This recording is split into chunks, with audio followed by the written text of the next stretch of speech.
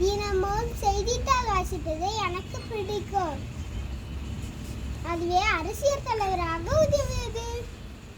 என் ஆட்சி காலத்தில் தான் இலவச காலி இல்லை சீருடன் மதிய உணவின் திட்டத்தை கொண்டு வந்தேன். 14 வயசுக்கு கீழே உள்ள பிள்ளைங்களை கட்டாய கல்வி கொண்டு வந்தேன்.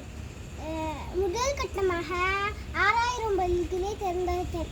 இரண்டாவது கட்டமாக 17,000 பள்ளிகளை திறந்து வைத்தேன். 3 கிலோமீட்டருக்கு நடுநிலை பள்ளியை திறந்து வைத்தேன். 5 கிலோமீட்டருக்கு மேல்நிலை பள்ளியை திறந்து வைத்தேன். அதனால தான் என்னோட ஹாப்பி